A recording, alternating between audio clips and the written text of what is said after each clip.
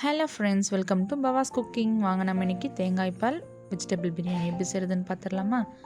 Stove on பண்ணி பாத்திரம் வச்சுக்கோங்க. 4 டேபிள் ஸ்பூன் எண்ணெய் விட்டுக்கோங்க.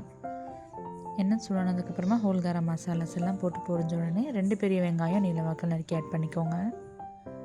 அது கூடவே உங்கள் காரத்துக்கு ஏற்ற மாதிரி பச்சை மிளகாய் ஆட் பண்ணிக்கோங்க. 1 ஸ்பூன் கல் உப்பு போட்டு நல்லா கண்ணாடி பதம் வர அளவுக்கு வதக்கி விட்டுக்கோங்க. அதனால் இந்த ஸ்டேஜ் வதங்கி வந்ததுக்கப்புறமா 2 டேபிள் ஸ்பூன் இஞ்சி பூண்டு பேஸ்ட் போட்டு நல்லா பச்சை வாடை போக எண்ணெயிலே வதக்கி விட்டுக்கோங்க.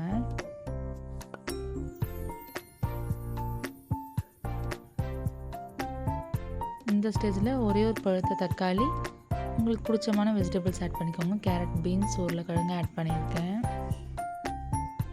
நல்லா எண்ணெயிலே வதக்கி விட்டுக்கோங்க. உங்கள்கிட்ட பச்சை பட்டாணி இருந்தாலும் நீங்கள் ஆட் பண்ணிக்கலாம். ஒரு கைப்பிடி அளவு புதினா ஆட் பண்ணி நல்லா எண்ணெயிலே வதக்கி விட்டுக்கோங்க.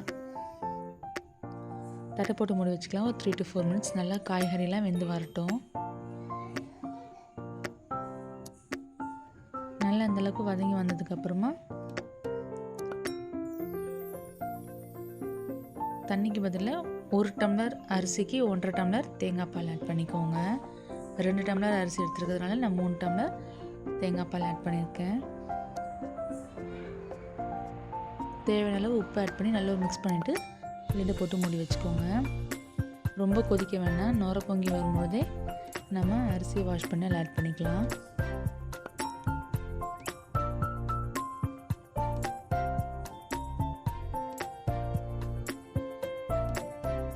அரிசி ஆட் பண்ணிவிட்டு ஒரு மிக்ஸ் பண்ணிவிட்டு தட்டை போட்டு மூடி வச்சுக்கோங்க.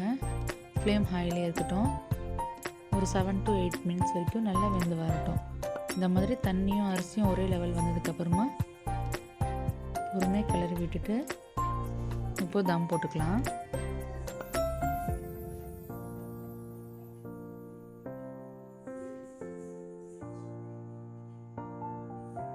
ஒரு 10 to 15 மினிட்ஸ் ஸ்லோ ஃப்ளேமில் தம் போட்டுக்கோங்க. இப்போ ஓப்பன் பண்ணி பார்த்தா அரிசி நல்லா உதிராக வெந்து வந்திருக்கு பாருங்கள். தேங்காய் பாலில் செய்யும்போது அரிசி ஒட்டாது, நல்லா பொல பொலன்னு இருக்கும். இதே மாதிரி நீங்களும் ட்ரை பண்ணி பாருங்கள். ட்ரை பண்ணி பார்த்துட்டு எப்படி வந்துச்சுன்றதை கமெண்ட்ஸில் சொல்லுங்கள். இதுக்கு காரசாரமாக எதுனா சைட் டிஷ் வச்சு சாப்பிட்டோம்னா சூப்பராக இருக்கும். மறக்காமல் ட்ரை பண்ணி பாருங்கள். உங்கள் கிட்ஸ் லஞ்ச் பாக்ஸுக்கும் நீங்கள் பேக் பண்ணி கொடுக்கலாம். தேங்க்ஸ் ஃபார் வாட்சிங்.